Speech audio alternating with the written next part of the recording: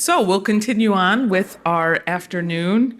It is a pleasure to welcome you to what promises to be a timely and illuminating conversation about freedom of expression, which I know a lot of our comments were exploring in our previous session. So now we'll have a robust discussion of the First Amendment and what we call the Chicago Principles, or otherwise known as the Stone Report. Geoffrey R. Stone, our distinguished law professor from the University of Chicago Law School, was the chair of the Stone Report, or what we call now the Chicago Principles, which was published in 2015 on our university's policies of freedom of expression for faculty and students. And as Tom mentioned, it's what works for us. I know that over the last several years, the Chicago Principles in some way, shape, or form have been adopted by over 100 institutions. Some of them have been just reactionary and out of fear of actions from the federal government, and some have been principled and thought through and thoughtful. Whichever way works for those institutions. We're here now to give you an overview of what those Chicago Principles are, what they mean here to us. So we talked about the Calvin report, and now we are going to talk about the continuation of that, which is not just the institutional neutrality, but how we actually work to create freedom of expression. And we will also have in that conversation sort of the First Amendment conversation, which is obviously extraordinarily relevant for those of you that come from public institutions. So without further ado, let me introduce our two speakers. Nadine Strossen is the New York University School of Law professor emerita and senior fellow at the Foundation for Individual Rights and Expression. She was also the president of the ACLU from 1991 to 2008. Geoffrey R. Stone is the Edward H. Levy Distinguished Service Professor of Law at the University of Chicago Law School and a renowned scholar in constitutional law. And as I mentioned, he was the chair of the Committee on the Freedom of Expression, which published their report in 2015. So I leave it to both of you. Thank you so much for being here. Thank you so much. Well, thank you so much for that lovely introduction, for the warm welcome. It is absolutely a delight to be participating in another event for this really wonderful forum. I want to thank everybody who has been involved in the forum and this program, in particular Leila Brenner, who has been absolutely indispensable, and I think deserves a round of applause.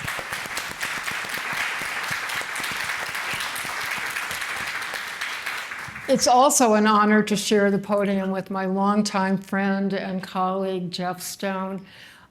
Jeff, this is an institute that is focusing on academic freedom, and as Brian Leiter so ably explained, it is very closely related to, but not the same as, freedom of expression. You and I have the opportunity now, our panel is called Freedom of Expression in Context. I think we are providing a general First Amendment free speech context for the overall topic of academic freedom. Freedom of expression under the First Amendment is a very complicated topic. You and I each teach semester-long courses on point, but given your great expertise, I can think of nobody better to very concisely encapsulate for this audience what freedom of expression under the First Amendment is, including its history, its evolution, and its present contours. Thank you, Nadine. So the First Amendment provides that Congress shall make no law abridging the freedom of speech or of the press. First thing to note is that's extraordinarily ambiguous. First, why does it refer to Congress and not even cover, apparently, the president or the judiciary? Second, what does it mean to say abridge? And what is the freedom of speech or of the press? Surely it's not to be taken literally no one intended or understood it to mean, for example, that the government could not punish someone for using a loudspeaker at 2 o'clock in the morning in a residential neighborhood or throwing leaflets from a helicopter in a downtown area. So the question from the very beginning was, what does any of this mean? The Congress part of it got resolved in two ways. First, the court very quickly assumed that it meant government, federal government, not just Congress. And then after the adoption of the 14th Amendment, and not until the 20th century, the court held that it applied not only to the federal government, but through the 14th Amendment applied as well to the states, which provides that no state shall deny any person life, liberty, or property without due process of law. And the court held that the First Amendment, as well as almost all of the other provisions of the Bill of Rights, applies to the states, even though originally they applied only to the federal government. But that still leaves the question is, what is the freedom of speech or press that cannot be abridged? So typically it takes me 27 classes to cover this.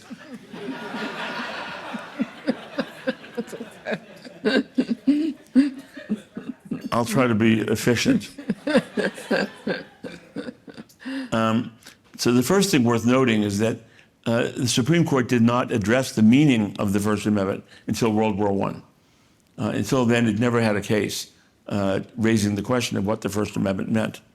At that time, it had a series of cases involving prosecutions under federal law, the Sedition Act and the Espionage Act that had been adopted during World War I in order to silence those who were critical of the war and the draft. And the court, in a series of cases, basically held that anyone who criticized the war or the draft could be held criminally liable for doing so because their speech might have the tendency of leading others to engage in unlawful or undesirable conduct. Justice Oliver Wendell Holmes and Justice William Brandeis, although they joined the original opinions taking that position, began dissenting several months later. In a series of cases, they held and argued in dissent that the First Amendment means that government cannot restrict speech unless it creates a clear and present danger of grave harm. And that none of the speech cases involved in World War I came close to meeting that standard. But there were only 2 justices taking that position, and the other 7 justices rejected it outright. That division continued to be the case until well into the 20th century. It was not until the late 1960s in the Brandenburg case that the Supreme Court overruled all those earlier World War I cases and held that any speech that is punished or prosecuted because it may cause others to engage in unlawful conduct can be punished only if the speaker expressly advocates unlawful conduct and the speech creates a clear and present danger that such conduct will occur and the conduct will be grave. And in the 55 years since then, there's not been a single conviction upheld under the First Amendment because someone engaged in speech that was thought to potentially cause others to engage in unlawful conduct. So that's a central principle of current First Amendment jurisprudence. A second question, though, is, does that apply to all speech? One of the things that the court came to understand is that there are certain categories of speech that the court concluded were of only low First Amendment value. That is, they were not entitled to the same full protection as speech critical of the government. That included things like false statements of fact, commercial advertising, threats, and obscenity. Those categories the court held because they had historically been regulated going way back to the early years of the country, could be restricted without meeting the clear and present danger standard, and could be regulated for a much more modest justification. For that reason, if someone says to someone else, give me your money or I'll shoot you, they can be punished for a threat, even though it doesn't produce a clear and present danger of a grave harm of the sort that the other cases we're dealing with. Or if an individual engages in commercial advertising that's misleading, they can be punished for doing so. So there are these categories of so-called low-value speech, where the court has said speech can be regulated. Another basic problem is content-neutral regulations of speech. That is, what about speech? What about laws that regulate speech, not because of the message communicated, but because of the means of communication? So to take the examples I gave at the outset, a law saying no one can use a loudspeaker at 2 o'clock at night in a residential neighborhood, when no one can throw leaflets from a helicopter into a public street. Those do not satisfy the clear and present danger standard of grave harm, but nonetheless, they clearly would be prohibitable. The court has held as another element of the First Amendment that speech that does not regulate, that laws did not regulate speech based on the message communicated, but regulated without regard to the message, are content neutral, and they can be therefore be constitutional as long as they are reasonable in the circumstances. And reasonable depends upon the facts, but the two examples I gave would clearly be constitutional. A law that says that no one can speak in a public park at any time would be unconstitutional, because that would be regarded as unreasonable.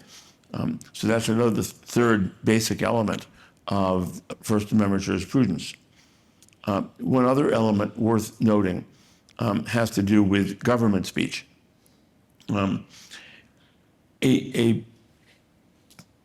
private high school teacher in a private, like the University of Chicago, private lab school, could not legally be punished by the state for engaging in speech that the state thinks is inappropriate. But a public school teacher could be punished if they engage in speech that's not appropriate to the course they're teaching.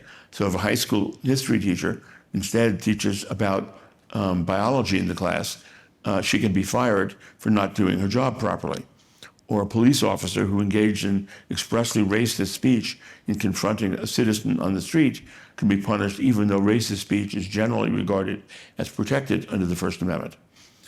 So government speech is another category in which the court has recognized that the government can restrict the speech by government employees in ways that cannot restrict the speech otherwise. A classic example of that was the Pentagon Papers case, where the leaker disclosed classified information to the New York Times about the Pentagon Papers. The court held that the New York Times could not be enjoined or punished for publishing the information in the Pentagon Papers, but that Daniel Ellsberg, who leaked the information as a government employee, could be punished for doing so. So those are just some of the basic categories of First Amendment jurisprudence. With that, I'll turn it over to you. Thank you so much.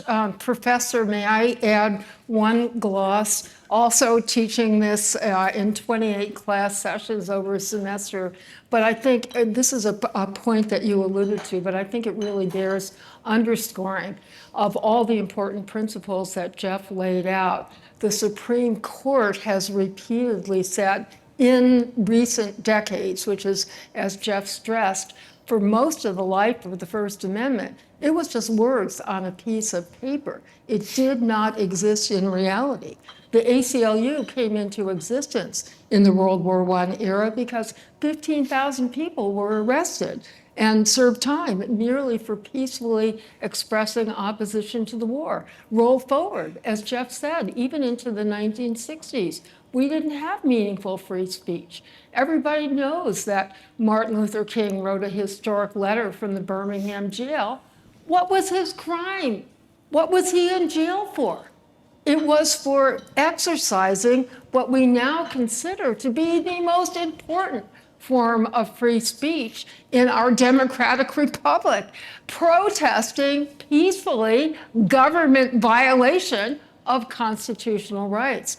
So starting in the late 1960s, the Supreme Court has increasingly underscored what it called, in a famous opinion, the bedrock principle of viewpoint neutrality or content neutrality. Government must remain neutral with respect to the idea, the message, the content, no matter how unpopular, no matter how hated, no matter how hateful. It is not government's role to suppress the speech. It's for us to argue against it, to ignore it, to do whatever we consider most strategic.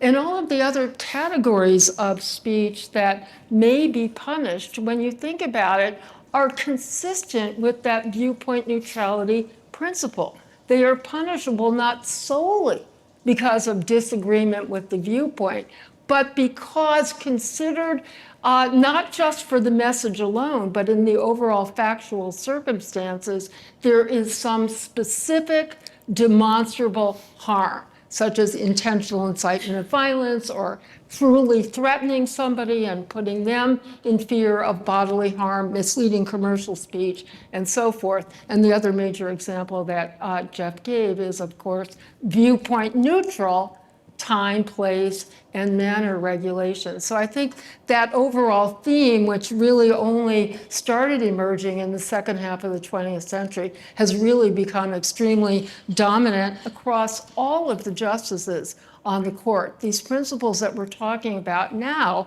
are supported really across the ideological spectrum. So Nadine, what do you think are the most concerning aspects of current First Amendment jurisprudence?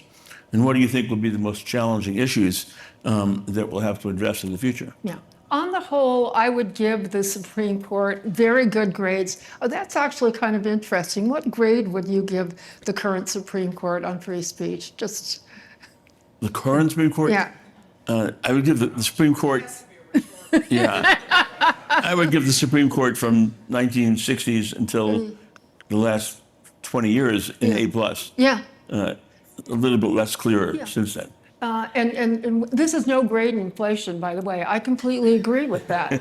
But so let me start with the positive. I think on the whole, there has never been a Supreme Court that has been more supportive of free speech and the viewpoint neutrality principle, to the extent that justices across the ideological spectrum are protecting speech that strong, high percentages of the American public, also across the ideological spectrum, do not want to protect, including so-called misinformation, otherwise known as lies, including hate speech, which again, most members of the public do not support, but this Supreme Court does. So let me give you an example of a recent Supreme Court decision that unanimously received public support, but even received a lot of dissent within the ACLU to show the disconnect between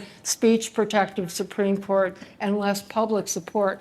It was a case decided 2 years ago, NRA, as in the National Rifle Association, versus Bullo. Let me just give you the headline. This is the precedent that has been the most important and significant precedent that is relied on by Harvard University, by law firms, by all of the entities that are being subject to ideological pressure by the Trump administration and various state governments as well, trying to suppress views that are unpopular with the various administrations. The precedent came from this NRA case. And let me say, the National ACLU represented the NRA. It was not a friend of the court brief. We directly represented the NRA in the Supreme Court. We got a tremendous amount of pushback for members all over the country. And here I want to flag one of the books that was in your gift bag because it raises a very similar issue. The book called Defending My Enemy by Aryeh Nair, who was the executive director of the ACLU in 1977 to 78.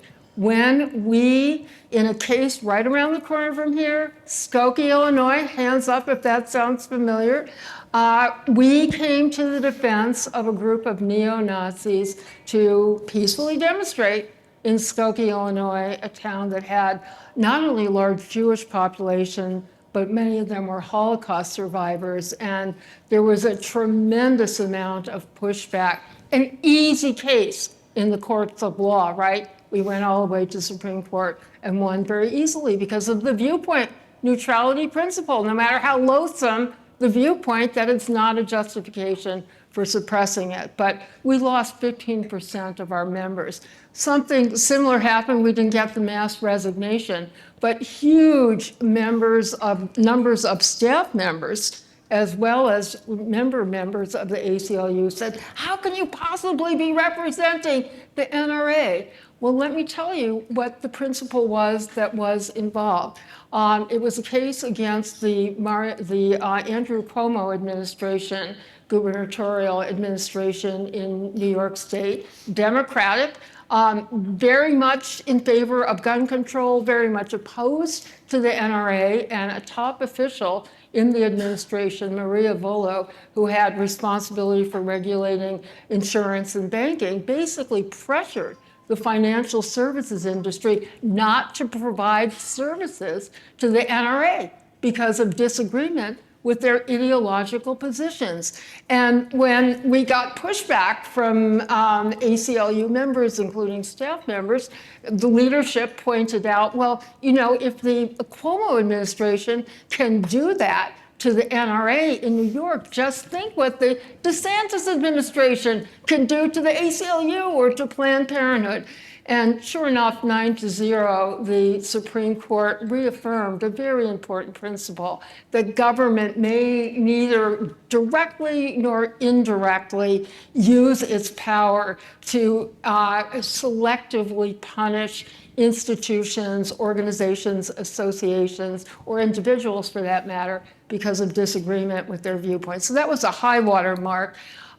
And on the whole, I would continue to give the court good grades, but there were two recent decisions from 2 years ago that relate directly to wonderful work that you've done, Jeff, on embattled areas of speech that even though they're technically protected, somehow we've always had a squeamishness about these topics, one being sex, where we tend on both sides of the ideological spectrum to be more suspicious of speech about sex than some of our European and other colleagues around the world. And the other Achilles heel, if you will, is national security, which going back to World War I and earlier, as Jeff wrote a whole book on point, has been allowed government to get more of a free pass in suppressing speech than with respect to other topics. So one case involved the TikTok platform, which is used by a very, very large percentage of Americans every day. And the other case called Paxson came from Texas, and it involved websites that had 1/3 of their content was sexual in nature, AKA pornography, although that's a very subjective term. And to make a long story short, I think the combination of relatively suspicious speech, namely speech that is alleged to endanger national security, speech that is sexual in nature, and the online venue led the Supreme Court not only to uphold very severe restrictions in both cases, but even more troublingly, this will sound very wonky, but the Supreme Court reduced the burden of proof and shifted the burden of proof in terms of justifying the restrictions. So again, on the whole, the Supreme Court has said government has to show, whether you call it a clear and present danger or some great harm that's independent of the viewpoint, the burden of proof has been on government under something called strict scrutiny. And what the court did in both of these cases is to shift that burden of proof, to say we're not going to use strict scrutiny, to be very deferential to government assertions about alleged harms or feared harms, either to national security or to children's exposure to sexual expression. So I'm very, very troubled by those two decisions. And then one other brief point, and this was alluded to in Brian Leiter's excellent presentation about academic freedom. The court has, in addition to these sins of commission, two troubling decisions that don't bode well for the online media, which is so important, and therefore don't bode well for social media or for AI coming down the pike. The court is also committing sins of omission. Many very disturbing lower court decisions that are not being reviewed by the Supreme Court, quite a few of which have to do with academic freedom. And I'll just mention one example that Brian had alluded to that relates to all faculty members. As he explained in 2006, in a case involving an assistant district attorney, the court said that government employees, which would include faculty members of public institutions, have no free speech rights at all when they are speaking in their professional capacity. Because of a dissent by Justice David Souter, in which he said, well, if you apply that to faculty members at public universities, that does away with academic freedom. The majority opinion by Justice Kennedy added what we often call the caveat, saying we don't have to reach the issue of whether this would apply to university faculty members, so we're not doing it. And most, but not all, lower courts have taken that caveat and used it to make an exception to allow university professors to have free speech in the classroom and in conducting research. But there have been some lower courts that have not done that, and the Supreme Court has not agreed to review it. As Brian alluded to, I'm going to give you the gory details. The Stop Woke Act in Florida was being argued on the theory by the state that public university professors teaching their classes and doing their research literally are government spokespeople, mouthpieces for the government. And the same argument was made in Indiana with respect to another speech suppressive law by the state legislature there. And in one of the colloquies in the 11th Circuit argument from Florida, the court asked the government lawyer, so would it be permissible for Governor DeSantis to prohibit any faculty member during any course from saying anything critical about the governor or his policies? And the answer was yes, that's completely permissible. So I'm very troubled about that. With good reason. Now, Jeff, it's my turn. We're taking turns asking each other questions. Okay, Jeff, now we're getting to the famous Stone principles. We use the term Calvin principles to refer to the institutional neutrality report. And seriously, when Jeff was the chief author of what we now mostly refer to as the Chicago Principles, at a time when people weren't really thinking about the Calvin Principles anymore. It was so path-breaking. I remember when you first showed me a draft back in 2015, I was so excited because that was such a low point for protection of speech on campuses. Anyway, since then, more than 115 universities, public and private, have adopted versions of the Stone Principles. In Canada, there are actually 2 provinces in Canada where, as a matter of provincial law, all universities in the provinces are legally required to adopt the Stone Principles. So this has been a fabulous contribution, Jeff. And can you explain to us how they differ from, add to, complement First Amendment free speech policies, or the policies that various private universities had, including the University of Chicago itself before this? So what led us to adopt what came to be known as the Stone Report was the fact that there are a number of instances at colleges and universities across the country in which speakers had been silenced by student protesters, and the question was who, if anyone, could be punished for doing this. And the president of the University of Chicago at the time, Robert Zimmer, asked me to chair this committee that would address the question of how the university should address these issues. Now, Chicago long had a tradition of respect for academic freedom, so it was not as if we were writing on a clean slate. Fundamentally, what the Chicago Principles does is apply to the university the basic precepts of the First Amendment as they would apply to a public university, even though the First Amendment has no application at all to private universities.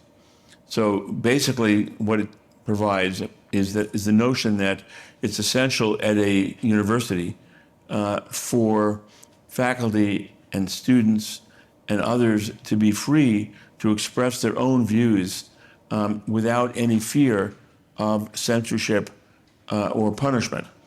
And that's at the absolute core of the Chicago Principles.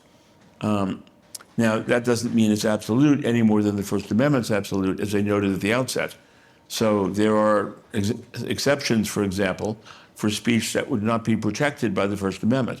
So false statements of fact or threats by a student or by a professor could be punished despite the fact that there's a broad commitment to freedom of expression. But the fundamental principle is that students and faculty are to be perfectly free to state whatever they themselves believe to be the right positions about any issues whatsoever. Now, that doesn't mean they can do it in the classroom. If you're in a class on mathematics, you can't give a speech about why you think abortion should be legal. There are obviously restrictions that are permissible in those contexts, but they're not about viewpoint, they're about the subject matter being relevant to the class. So the idea is to create a highly robust and open-ended free expression culture for, as I said, both students, faculty, and staff that enable them to discuss ideas without the concerns that otherwise might arise if they feared the university could punish them for saying things that the university thought were inappropriate or unwise or wrong-headed. As Nadine said, that our report has now been adopted by something 115 colleges and universities around the country, which we never intended. It was written very explicitly about the University of Chicago and about our own history, and we never imagined that it would be adopted by other institutions. But Princeton University, with my former student, Chris Eisgruber, who was president of Princeton, figured out that he could lop off the first 2/3 of the report, which talks about the history of the University of Chicago, and just adopt the rest of it for Princeton. And that model has been adopted by many other universities since then. So the essential element of it is pretty straightforward. It's that although there are some exceptions, as I said, low value, unprotected speech like threats and defamation, and in the classroom there are limitations on what you can say, but otherwise the core notion is that students and faculty should be free and are free to take whatever positions they wish without the university stepping in and saying, no, you can't say that, that's inappropriate. You know, I thought one of the interesting points that Tom made about the Calvin principles was it really, each of those two sets of principles is mutually reinforcing and complementary, because the overarching theme is amplifying the voices of freedom of thought and expression and the freedom to dissent on the part of individual members of the community. And I was playing around. We had this fabulous discussion after the so-called institutional neutrality panel. Is there a more accurate name? And I kept thinking, well, maybe we should not talk about what the university is not doing and focus on what it is promoting, which is this is a policy about free speech for every member of the university. So thank you, Jeff, for that wonderful contribution. What do you think about the current state of academic freedom in the age of Trump?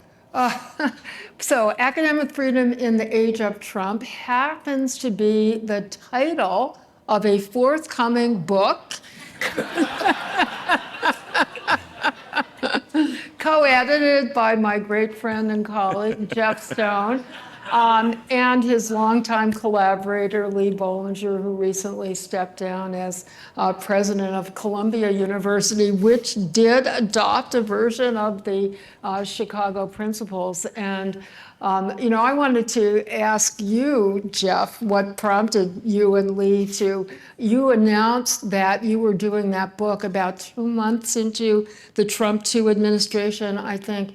And I have to say that, the attacks on academic freedom, both of individual members of the academic community and attacks on the institutional autonomy of the university are in my lifetime unprecedented. And I've seen interviews by and read articles by scholars of the McCarthy era who compare this and say in some ways it's worse, but it is a very, very serious assault. I'd love to hear your answer, and then I can tell you about the chapter I agreed to contribute to that book, but you have more of a global overview, I think. So the book will be published in probably 3-4 months, I hope, if not sooner.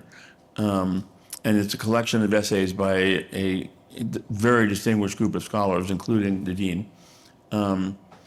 The basic idea of the book was to bring together a group of people with different perspectives who have lived in the academy in various places to talk about academic freedom and the extent to which it's been threatened in recent years. One of the arguments, I think, that has been made by the Trump administration is that in many universities, they are not, in fact, fulfilling the responsibilities of academic freedom. That is, the university faculty members, particularly in the humanities and social sciences, are wildly more Democrats than Republicans, wildly more liberal than conservative. And this, the Trump administration has argued, is extremely distorting of the educational process. Moreover, the argument is that this is not and was not inevitable, but was rather the product of bias on the part of the faculty and the administrations in hiring the individuals they've hired. After all, departments and schools are free within certain limits to hire who they want, and the fact that the vast majority of faculty members at places like Harvard and Yale and Stanford are Democrats rather than Republicans, especially in the humanities and social sciences. The argument is that's no accident. That's not the product of a focus on excellence. It's the product of bias and distortion on the part of those who are making these decisions. And that's a fundamental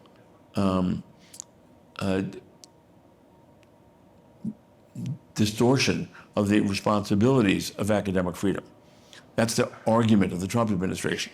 The statistical data does support the bias that the administration has claimed.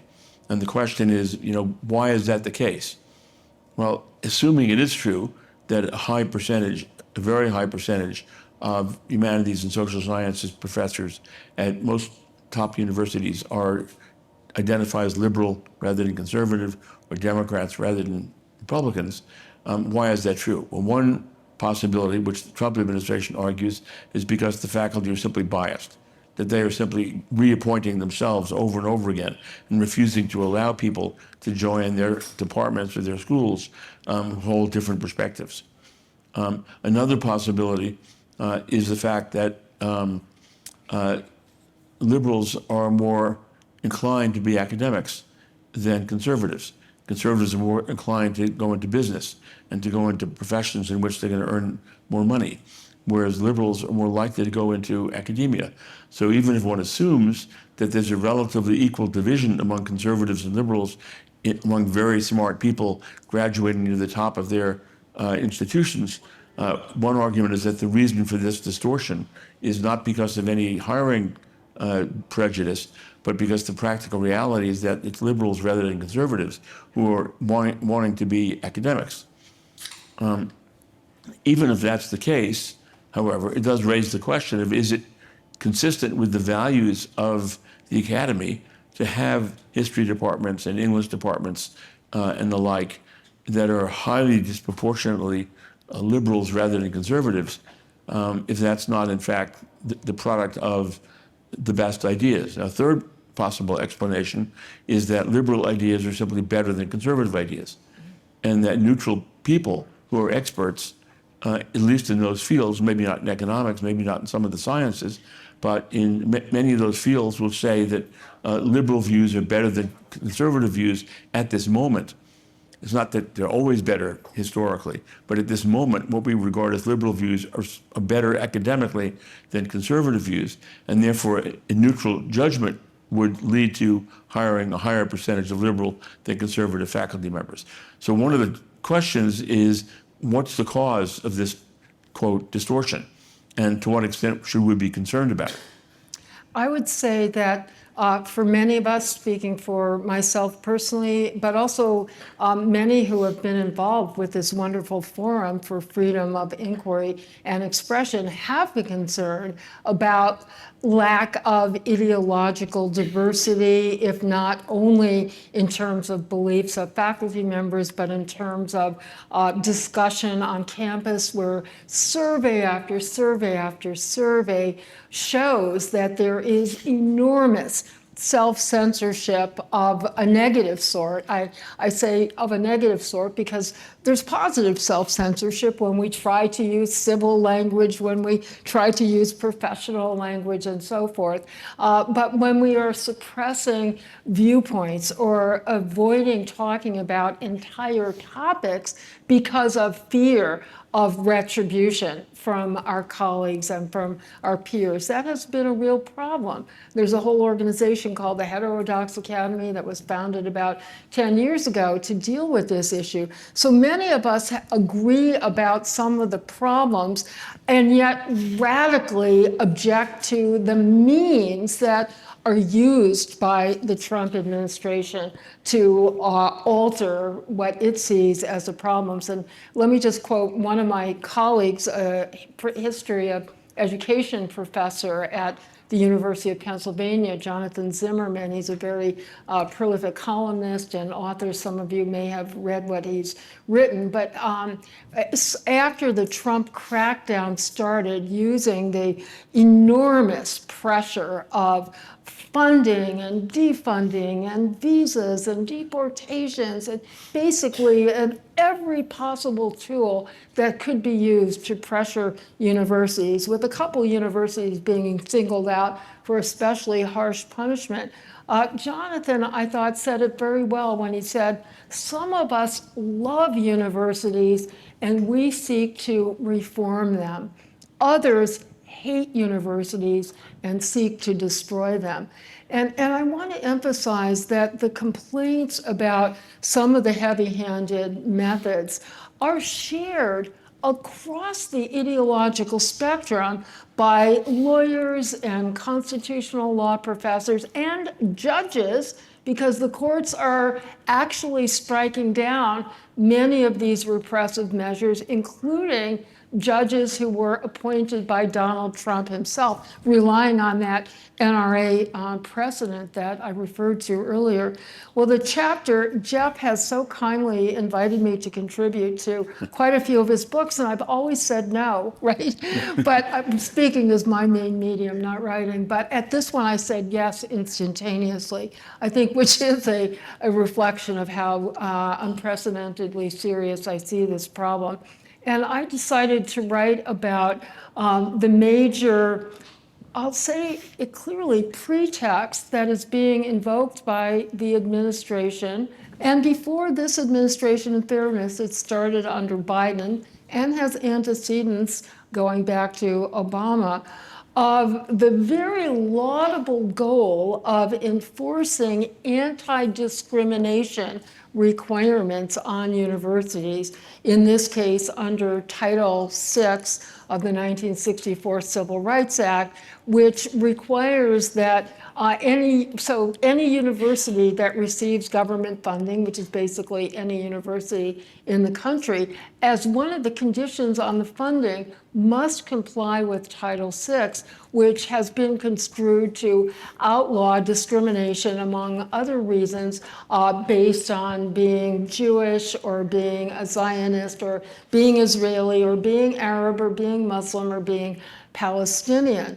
And going back to 1986, the Supreme Court decided that harassment is a form of discrimination that violates civil rights laws. And there is a concept of so-called hostile environment harassment, which does have a constitutionally permissible definition.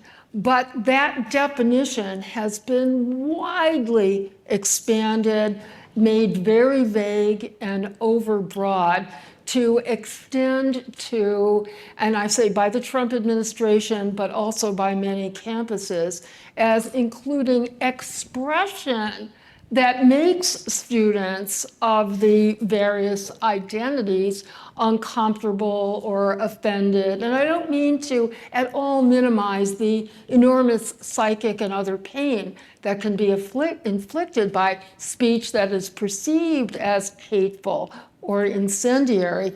But the answer, as we discussed earlier, to speech that you consider hateful is not to suppress it, not to suppress it through government defunding or through any other means. And fortunately, again, courts are being very good in striking down the overly expansive concepts of punishable expression that allegedly doesn't comply with Title VI. So I saw this as an opportunity. Many people who had not been so concerned about the overly expansive concept of gender or sexual discrimination, which is where the Obama administration started very aggressively enforcing Title IX of the Education Act amendments, which correctly and appropriately outlaw gender-based discrimination.